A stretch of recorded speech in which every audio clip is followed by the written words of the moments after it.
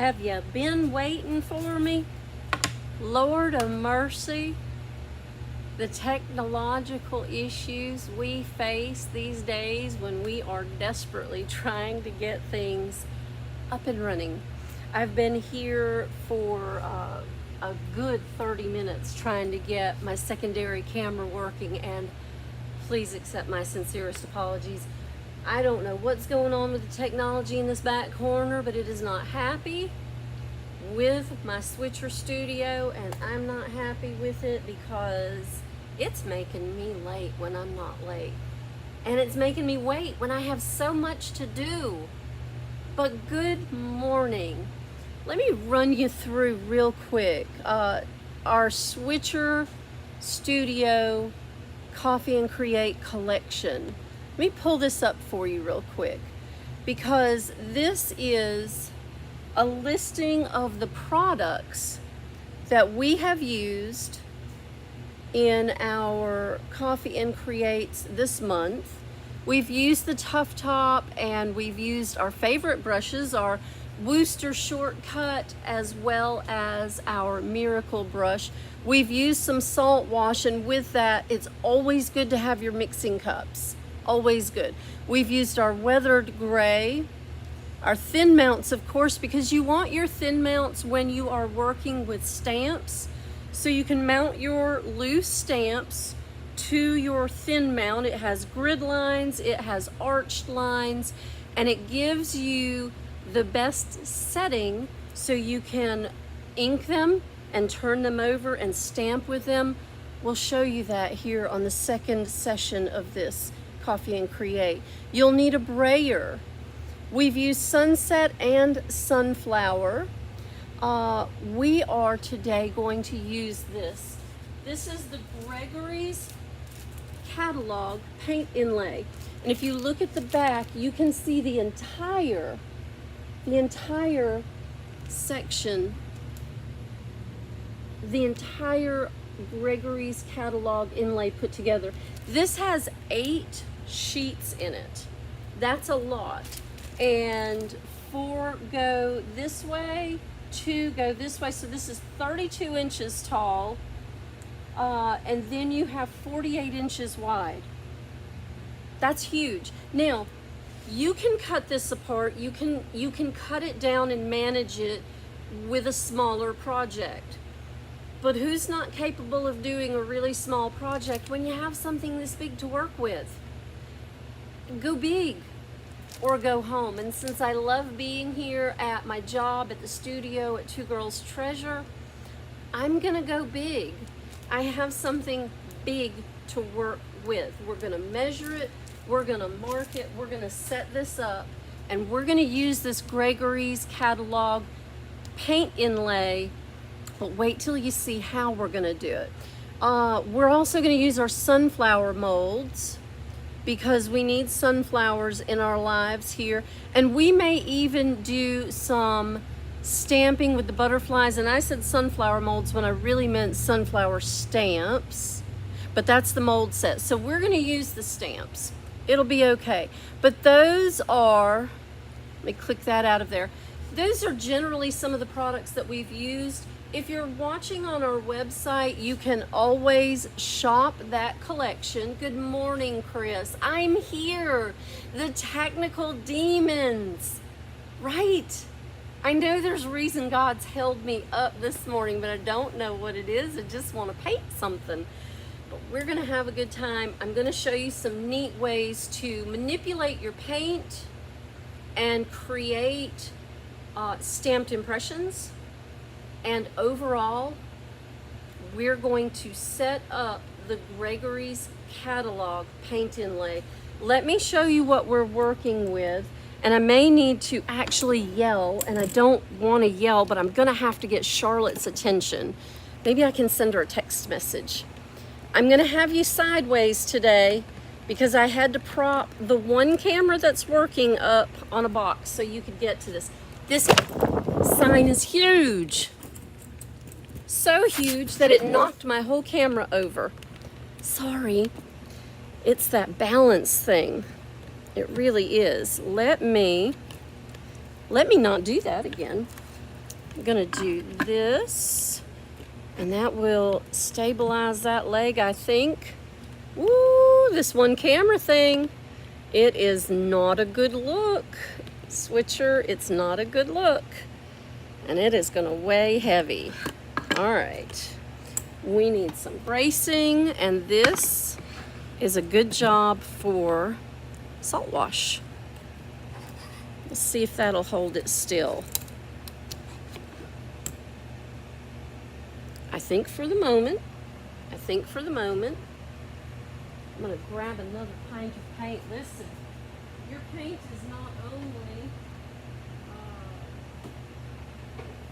is not only amazingly beautiful, but it's fully functional too. Let's prop that right there. Let's get you squared up. Yeah, this one camera thing is killing me. And I did the troubleshooting. No go, buddy, no go. We're also going to work with our Iron Orchid Design silicone blades.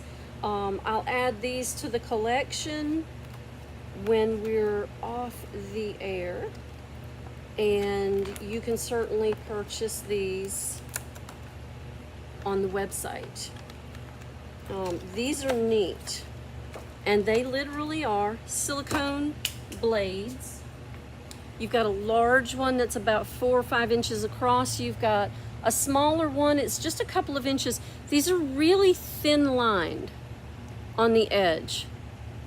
Really thin lined on the edge. And very, very flexible.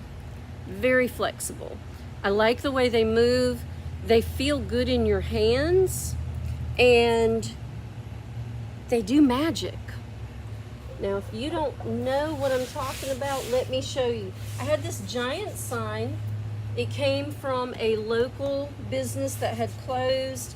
It is a beautiful structure. I don't know if you can see the pediment in the center.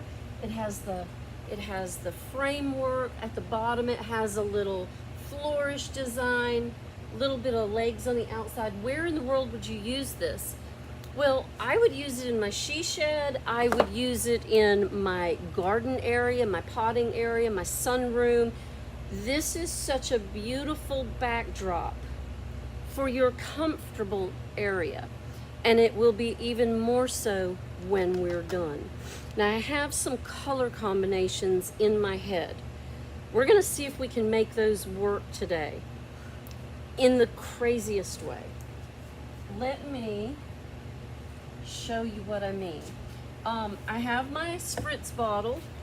I have my Rethunk Junk Grassland. I also have Marigold.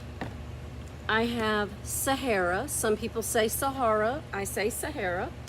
And this is our rustic clay. Isn't that a yummy color? It's so pretty. I also have just a bit of olive. This is one of the fall color combos, Midnight and Marigold. Who would have thought? Midnight and Marigold. I'm gonna turn this light because with the sunlight and the ring lights, it's glaring and I know you can't see really well. Let me do rustic clay again. There we go. That's just the sunlight glare and we can work through that. Rustic clay. I adore that color, and I wasn't really sure that I was going to when we started, but now I'm positive I'm in love with that color. So let me grab our silicone blades. I've got a brush because I don't want to pour this and make a mess, although I probably just should. Who votes pour? It's that kind of morning, isn't it? I do have the fans on, so let's see how that's going to work out. Let's see how that will work. I'm going to draw a line with my paint. That's a lot of material. But watch what we can do and how efficiently we can apply that material to this project with our blades. Now I'm going to start down here. And with your blade, if you've ever seen me do this before, you know how much I love this. Because when you're spreading your paint, and this is why I did the black background to start.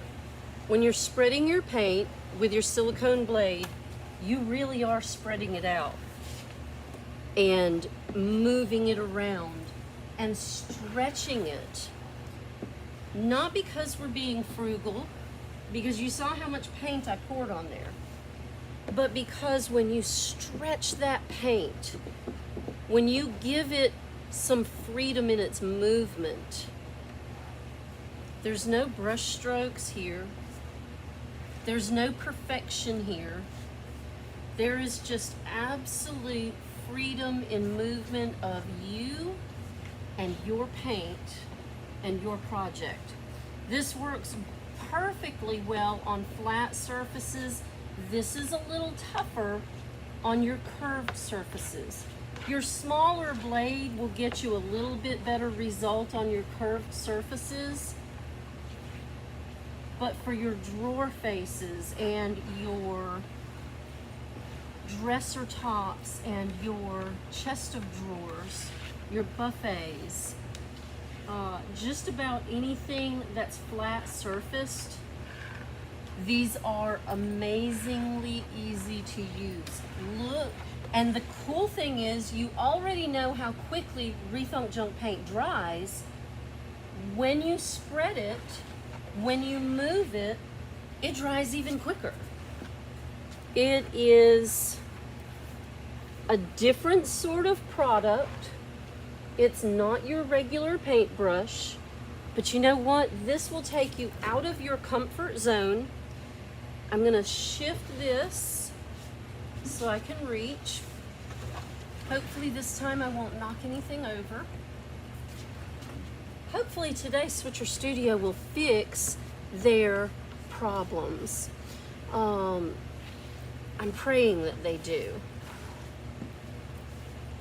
So here we go. Covered just like that. This is so fast. It would have taken us 20 minutes with a brush to smooth this out. Now I know it's not smooth. It's not completely covered. That's the look we're going for. That's what we aim for. This will be rustic. This will be cottage. This will be all the goodness that I have been visualizing with that Gregory's inlay.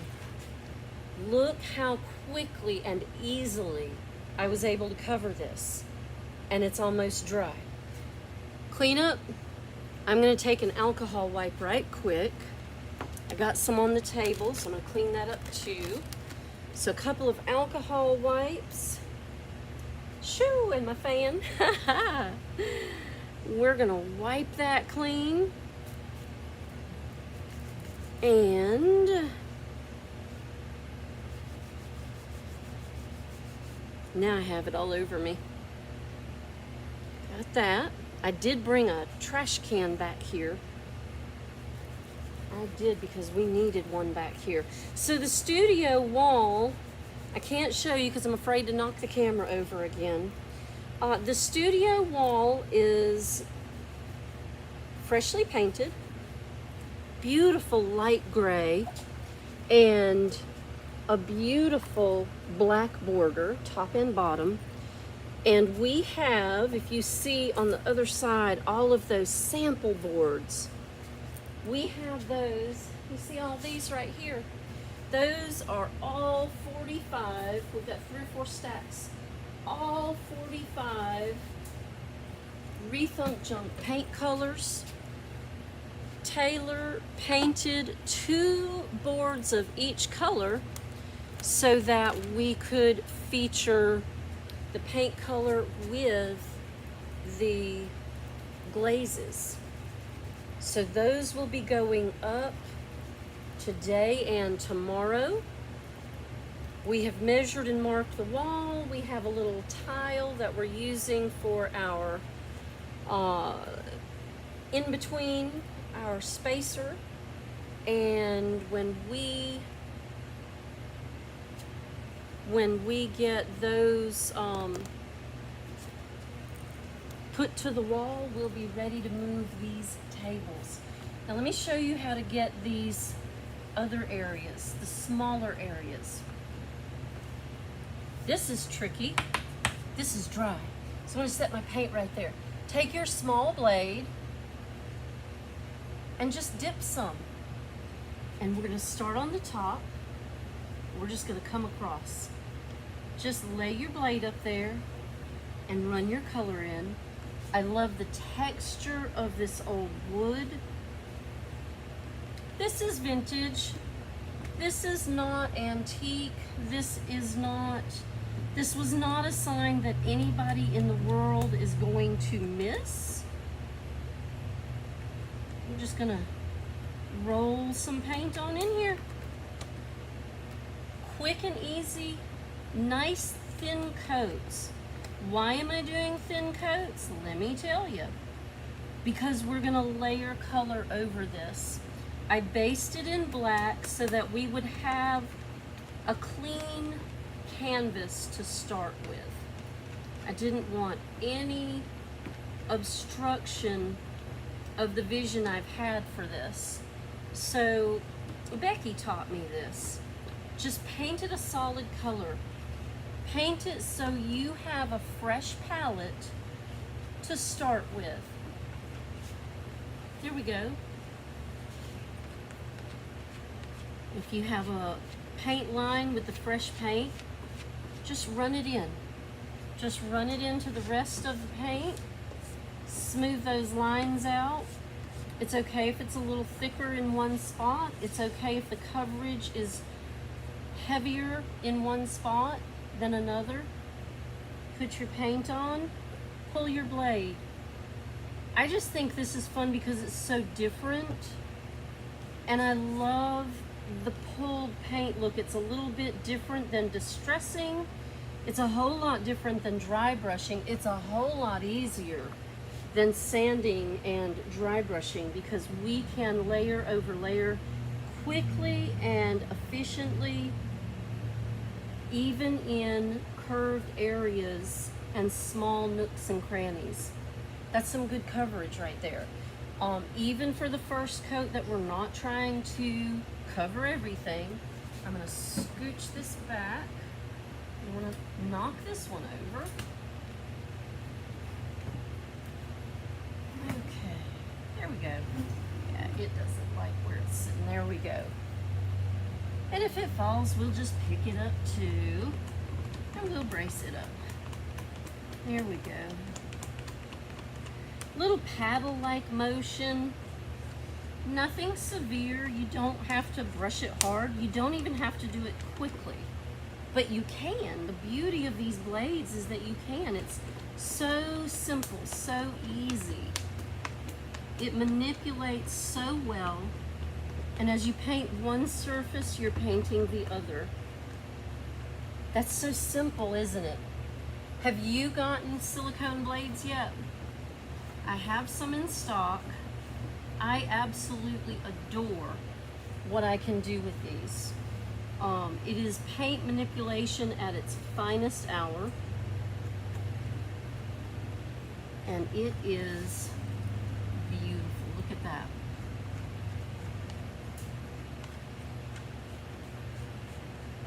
There we go. There we go. All right. One full distressed coat. How far in are we? 7 minutes, and I even knocked the camera over once. I don't think that's too bad. If I wanted the full color coverage on here, all I would have to do is continue to add product to the top and get my one color coverage.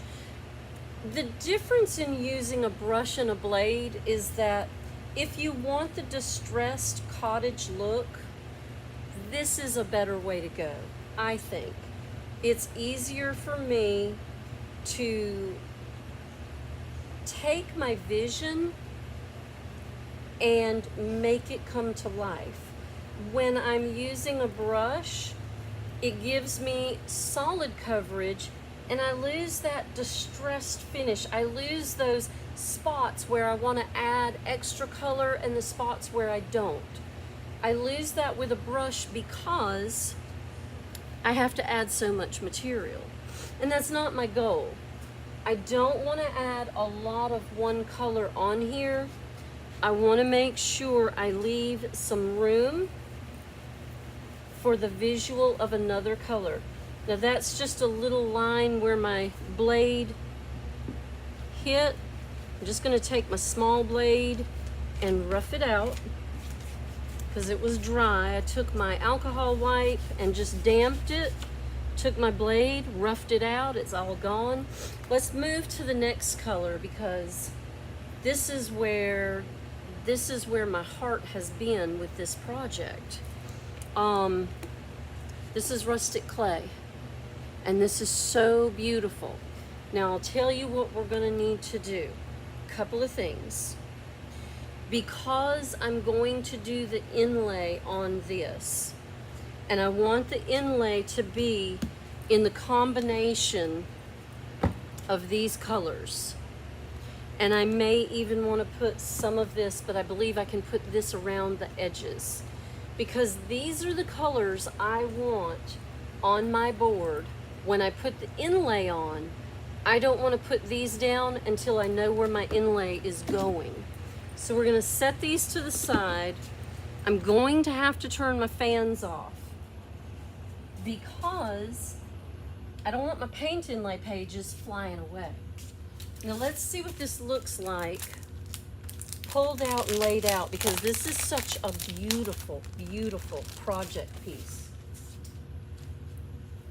Gregory's Catalog. Now when you open your paint inlay, you'll notice that it's not bound. You have your cover sheet and it is separate from your back sheet, but what you have in every one of your paint inlay kits is a protective sheet in between.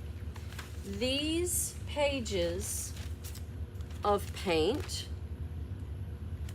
impressed on a carrier sheet are active paint. So if you get this wet or you rub over it with a lot of pressure, you'll smear your image, and that's not what you want to do. You want to be real careful with these until you get them exactly where you intend for them to go. So let's lay these sheets out, and then I hope you're a good puzzler. I love to puzzle. I love to puzzle. And these sheets go in a very specific order if you're going to use them all. There we go. For one project. There's our train. What time is he coming through? 9:35. There we go. Let's turn this down. Let me make sure I'm with you on the Facebook, because it's been acting crazy lately too. It would be lovely if Mercury would just go into retrograde and chill out, wouldn't it? There's the top portion. There we go. There's our G. Can you see it coming together? It's pretty cool, isn't it? All right, let me kick over to Two Girls Treasure. We've got a lot on the phone, a lot of notifications this morning. So I'm gonna lean that in. There's our Gregory. We need our apostrophe S. And here is our apostrophe S. Beautiful. All right, those 4 pages go together, and then we can look at the back. Our warehouse seeds. Vegetable and grain is the last one. And let's see. Warranted seeds. There we go. And there's our bottom sheet. That is a big layout, isn't it? Big layout. It's okay. Let's lay it across now, since we know where our sheets are supposed to be together. Of course, we've got the little cut line we need to pay attention to, because you don't want to lay these down over the top of each other over wet paint. They will stick together, and then you have to work on separating them. But you see what happens when they lay together? You have a cut line on both sheets. So you have to be aware of that when you start. And look, we have plenty of room here. We have plenty of room, and I think we're almost balanced. Got to ooch this over just a little bit. And there we go. I'll ooch this in. We are pretty much right where we need to be. So what I'll do, so we don't lose our place, I'm going to come across the top.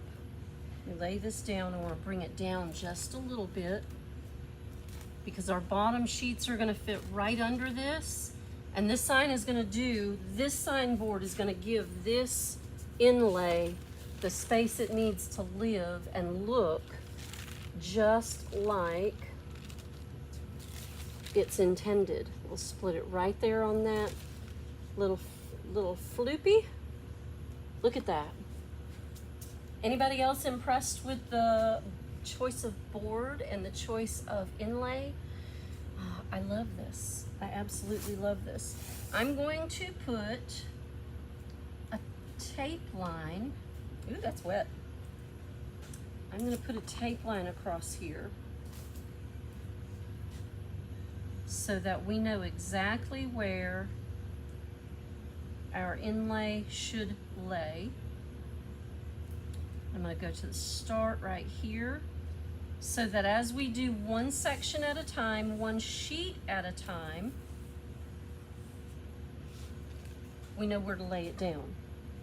And once you lay one down, the next one will go right behind it, and it'll be sequential, and you won't have any doubt that it's in the right place. Let me pull just a little bit more tape. There we go.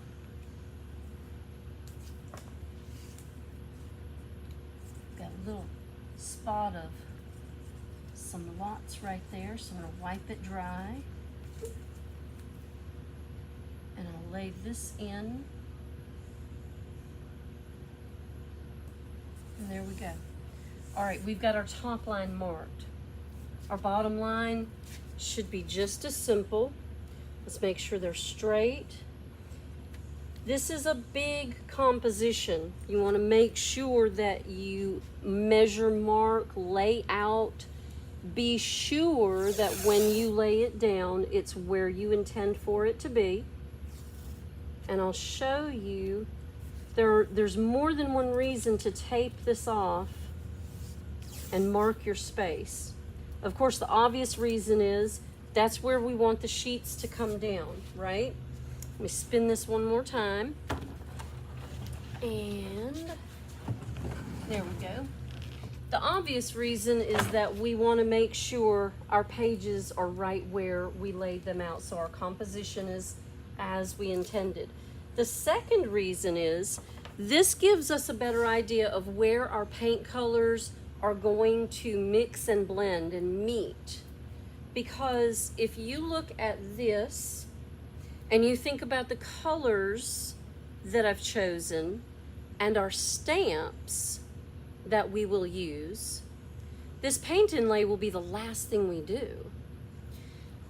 We want to make sure we have everything composed before we start the work. Because once you lay down the color for the inlay, you want to go ahead and lay down the inlay. Otherwise, you're going to have to lay down more paint in different areas, and that may or may not be what you intend. This looks a little crooked, so let's get it straightened up here. There we go. And let's do it again on this side. If Taylor was here, she'd be measuring this thing 10 ways to Sunday. My Tay's not feeling well this morning, y'all, so send her some good vibes, good thoughts, lots of prayers. Let her rest up so she can get her behind back to work. I'm just kidding, totally just kidding. I love my Tay. I've got this off, and that's why she would measure it, because she's that person. I'm not. I will measure it for her though before I lay the inlay in here. I want to do my stamps in particular areas. So let's grab the stamp set and let's kind of compose the stamps over the inlay, with the inlay, so that they are in harmony together once we lay everything out. I'm gonna grab our sunflower stamp set. Let me turn Facebook back on. There we go. Let me make sure we're live. Is my camera? Yep, we're live. There we go. If you're still with me, if you waited for me, thank you. Thank you, Chris. Boy, I tell you what. Tough morning when it doesn't work well. Now, your stamps don't always have to completely cover your area. I have a tendency to like my stamps to hang over the side. So I think we'll compose a stamp in this area. And then we have the smaller sunflowers, and we have the leaves and the stems, and we can lay those in different places. We also, it would be harder to do this after we do the paint inlay for a couple of reasons. You can mask over the stamps, and it's not easy, but it's really not that hard. Good morning, Alice. And Sharon, good morning. I am here. I'm so sorry. The technical demons of my broadcast app are past my capacity for patience, perhaps is the best way to say this. And I have covered I knew to put an apron on. These are absolutely gorgeous, and we will lay these in. I think we could compose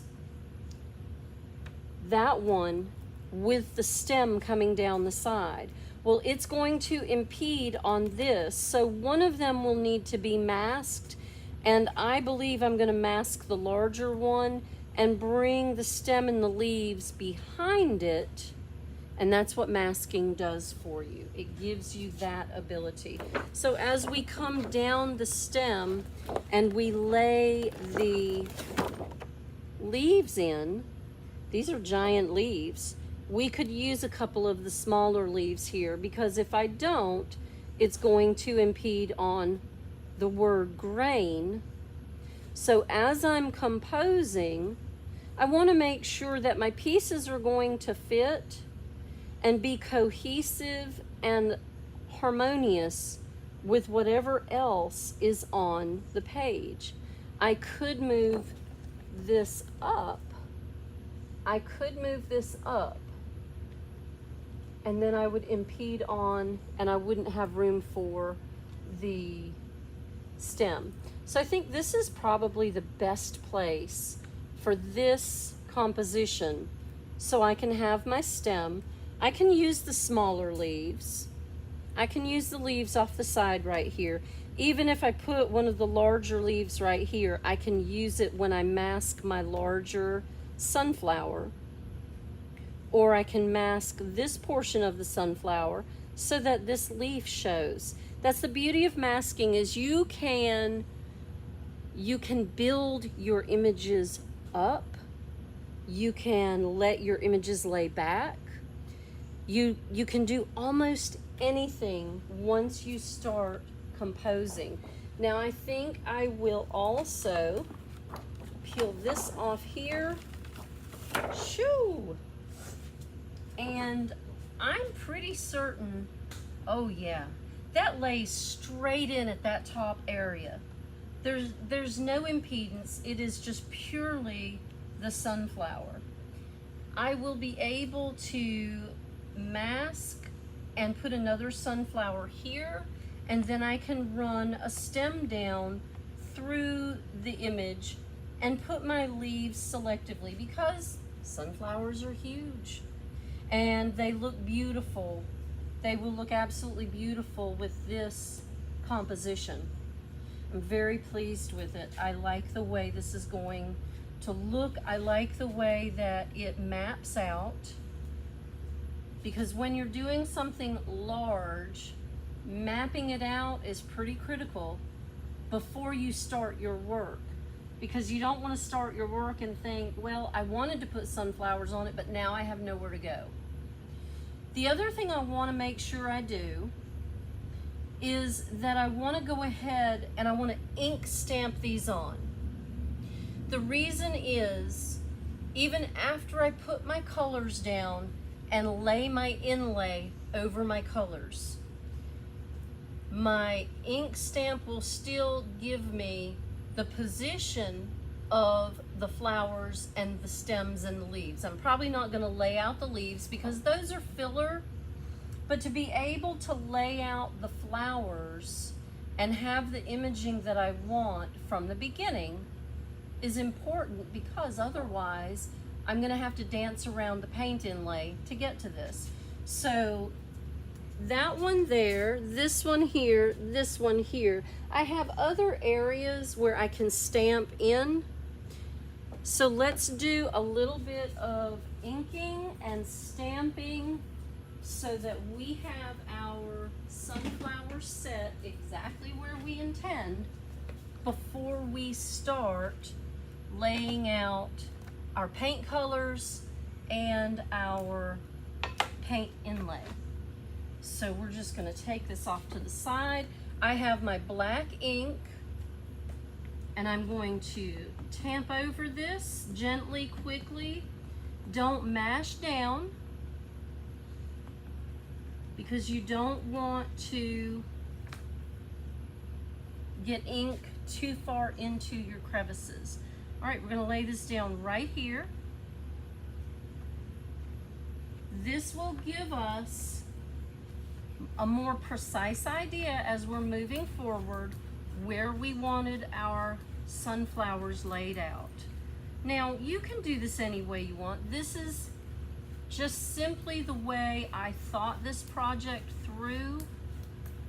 I've been holding this particular board for quite some time because this is a project I wanted to do.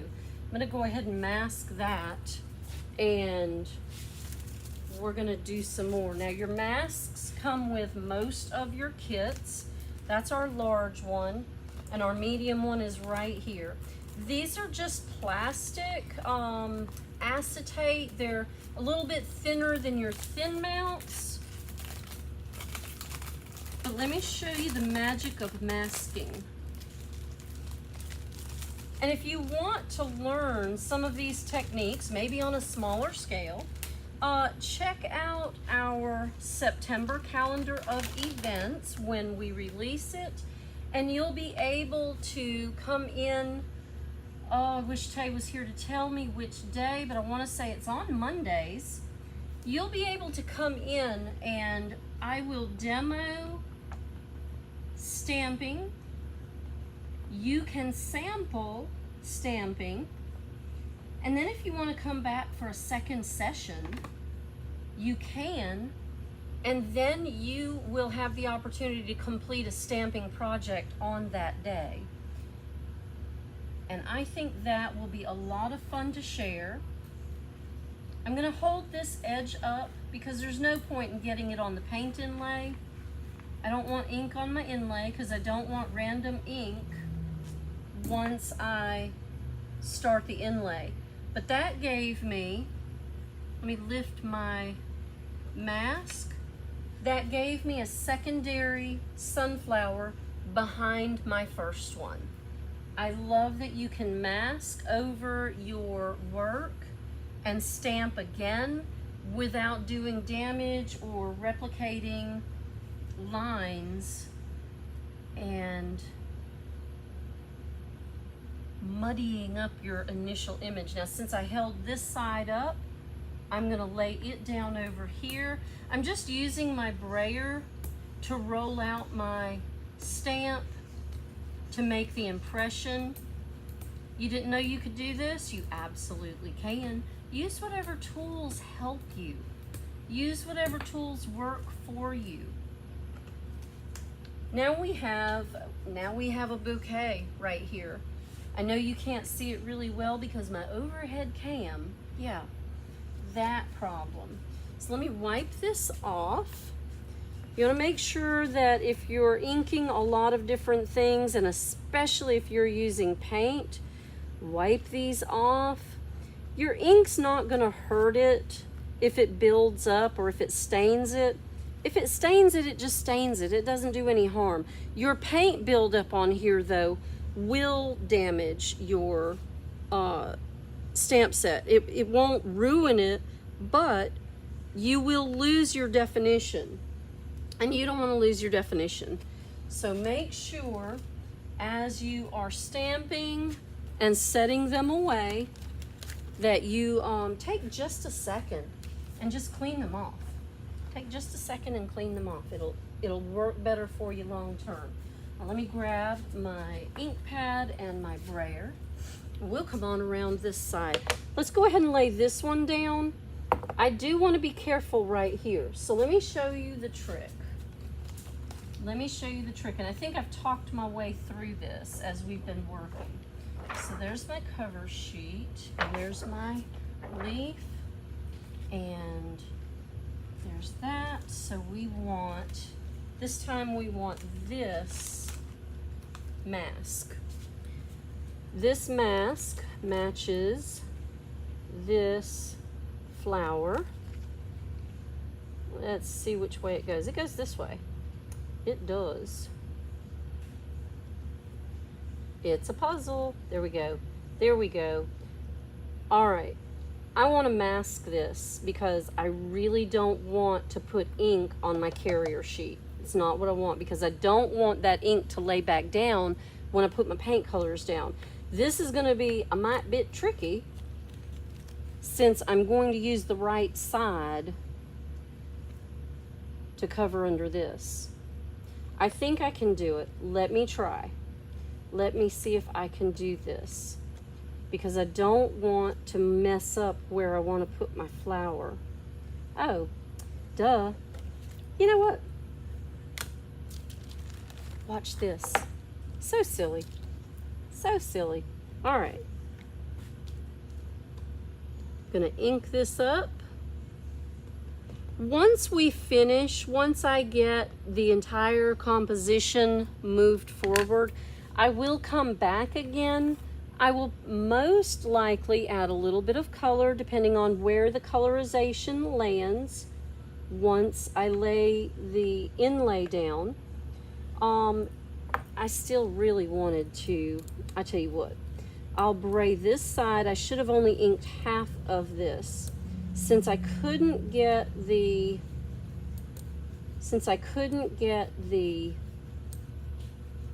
mask underneath this, let me get a fresh one. As long as I pick that up quickly, I can actually take my wipe and wipe back some of this image. I'm gonna put color over it, so I'm not worried if there's a little extra. What I'm most concerned about is I don't want a muddy image once I lay this in. And I think I got just enough of it. After I lay my color in, I can restamp it so I have more definition. I just won't be able to mask it, but that's what I was going for. I didn't want it to cover over any of the letters from grain. This is not complicated, but when you think through your composition, you really have to slow down. You have to stop and think about how you want things to look when they're done. Begin with the end in mind. Someone always used to tell me, begin with the end in mind, and then you will not be confused about where you need to go. right?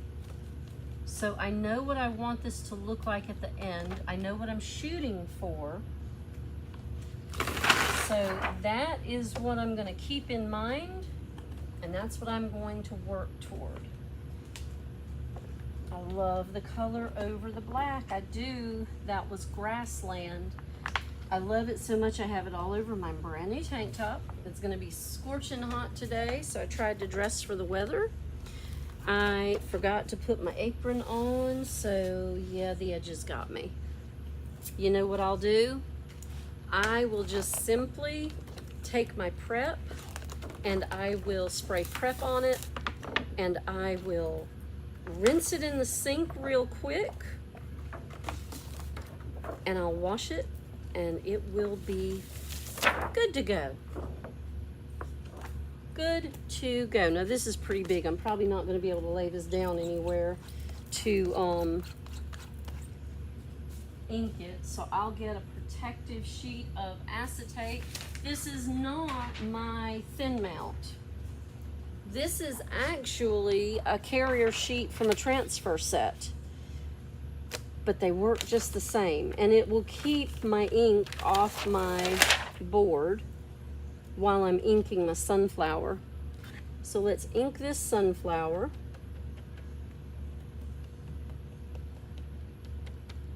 Just a light tamping, because this is not the end of the sunflower stamping. We'll go back and we will redefine the lines, and this will help me with my color placement because I have so many different colors I'm working with. Now let me lay this back down, and I'll hover to see where exactly. Yeah, right there. All right, just an eyeball. Just an eyeball. So we will have this here. I'm going to pull this tape so that we can go down here, and I'll use my brayer to roll over it. I find this easier. I like it. I don't always use it, but on a bigger piece it's really helpful because it helps you get all the impression from that ink on that stamp down onto your surface you're working with. Because watch this. Just like that. It's right where it should be. I'm going to go ahead and cover that back over because that's where my paint and lay sheet goes. And just like that, when the paint and lay is put together, that'll be right there. And you can see my sunflower won't impede on any of the lettering on the inlay. So these will live together really nicely side by side. I like that. All right, let's wipe that sunflower clean. The leaves we'll get to after the fact. I think we can manage and mask with sheets of acetate. We can mask with just about anything we need to. You know, masking is as simple as stamping something on a piece of paper, and you can cut it to fit the area you want to mask. Now, I didn't take the time to do that this morning, but I can show you how. You remember how Yogi used to say, you have to be a little bit smarter than the average bear, boo-boo? When you're thinking about your compositions and you're working out these crazy ideas in your head, you also have to think through how you're going to make it happen. There we go. I'll leave that right there. This is a giant stamp. I love this. Love it. All right, let's put this back in its place. There we go. I do love my stamp sets. I love that they're reusable. I love that they just don't seem to go bad. I love that I can do so many different things with them. And there we go. So I take really good care of them. I try to make sure they're clean before I put them away. I try to make sure I keep the cover sheets with them so that when I do put them away, I can keep them clean. Because I like my stamp sets clean. I get a better image, better imprint. And I try to keep my mask sets together so I don't lose those. Now the exterior plastic, that's a whole other headache. That stuff seems to just come apart at the drop of a dime. So Lynette actually taught me how to slide everything back in the container like it's supposed to be, but I'm gonna be honest with you. With these masks, this is so thin, that's hard to do. But I save those, they're perfect stencils. They're perfect stencils. There we go. All right, we'll set all this to the side. We'll cover our ink up because we don't want this to dry out. I store my inks upside down like that. That way it stays on the surface of the foam pad inside, and when I get ready to stamp, well, it's much easier to stamp. Here we are.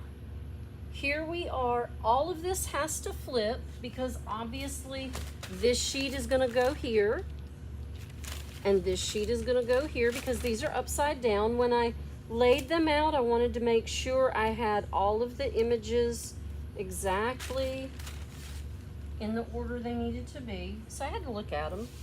These two will switch. We'll turn them over just like that. Just like that.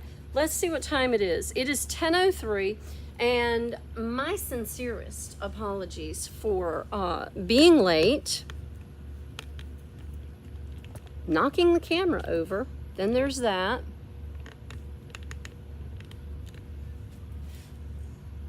Oh, Lynette, you know, I learn from other people because other people know things that I don't know. And if we all share together the things that we have learned and the things that we know and the things that we love about the products that we use, then it just makes all of us better together. And I thank you so much for always sharing with me your little tips and tricks too. But I never would have gotten those stamps back in that package if you hadn't shown me how. But now I can do it. I can do it well. I will be back, and we will go to session 2 somewhere around noon today. So let's spend some lunchtime together, 12 o'clock, right here in the studio, in the under construction studio, where we are getting ready to host you if you're local or traveling. I will be here at 12 o'clock today for studio session 2, where we will lay in our colors and we will lay in our imaging from our paint inlay, and then we will make sure that this sign of the times, what times? The second summer, the one that's killing us right now. We will make sure that our sign of the times is absolutely beautiful, full of Rethunk Junk Paint by Laura Color, full of the goodness of Gregory's catalog, full of the goodness that comes out of this crazy head, y'all. Oh, Miss Judy, thank you so much. Prep is everything. We talk about it all the time. It's everything when you're painting a piece of furniture. But when you're composing your images, if you slow down, reel it back, and give yourself time to think through and make a map of what you want your project to look like, when you're done, it will be fabulous. Thank you for being here. I'm Diane Pruitt, and we are live at the studio at Two Girls Treasure, and I thank you so much for being here. I look forward to seeing you again at noon Eastern time today.